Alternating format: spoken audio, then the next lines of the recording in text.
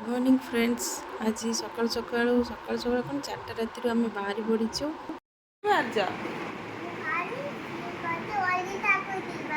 ओडिशा को जीवा तुमको एठी भल लगुच ना ओडिशा भल लगुच?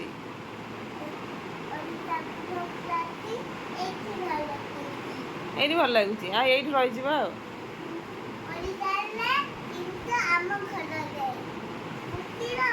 कौन बुझीवा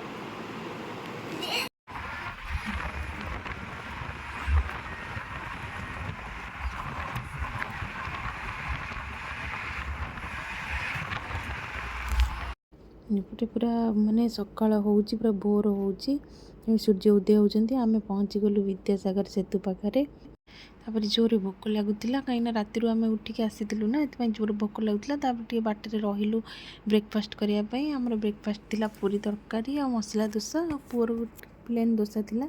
आ खाइबा तो एते टेस्ट ही नथिला। तापर दिटे चा मगैथिलु। चा मगैकी तापर पीकी सेटू बाहरी थिलु कहीं आमको तो ओडिशा जीवार थिला। आउ एबे तो एते गरम पड़ी माने आ पुहाना बहुत जोर गरम लगुच। एसी भी किसी काम करूनी। तापर बाटरे टिके अटके डाब पीलु। एबे आमे बालेश्वर पाखे पहुँची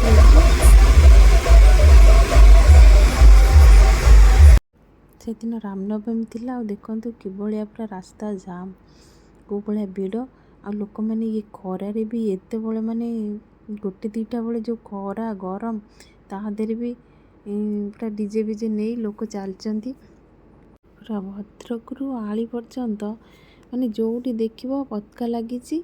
आउ रामंकर हनुमानकर पतका धरिकी लोक माने बाइक गाड़ी आगे जेकोसी गाड़ी हो बाइक हो समस्ते लगेगी पूरा जय श्रीराम करके जाउछंती। बहुत भल लगुतिला। ठाकुरंकर भी सब माने मूर्ति तैयारी होती से भी गाड़ी रे नौथिले। बहुत सुंदर लगुतिला बहुत भल भी लगुतिला। आ बाटरे भी से माने अटकैकी लोक मानकु पणा भी दउथिले।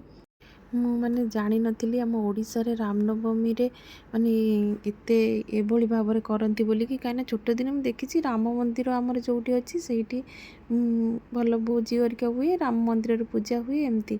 आउ फर्स्ट टाइम देखिली जे पूरा एमती डीजे मरका बजे कि ठाकुरन को एमती नै कि लोक माने जाउचंती। फर्स्ट टाइम माने देखिली ओडिशा रे ए तो आगुरु हो नथिला बोधे एबे एमती लोक माने करूचंती। देखंतु रामंकर केते सुंदर मूर्ति आगे देखंतु आ गोटे ठाकुर आसुचंती।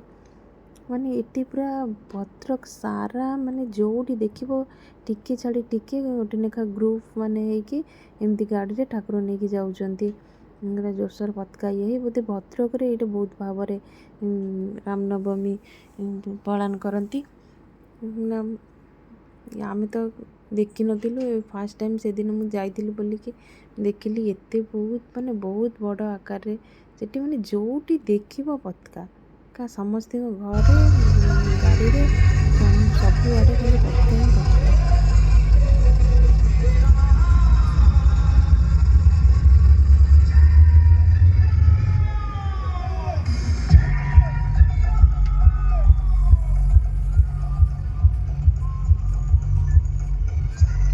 मु भी गोटे पतका पुओ पाई किनिली कहीं सबुआडे पतका बिक्री होता पुओ पाई गोटे किनीदेली। तापर आम टे खायापाई रहिलु।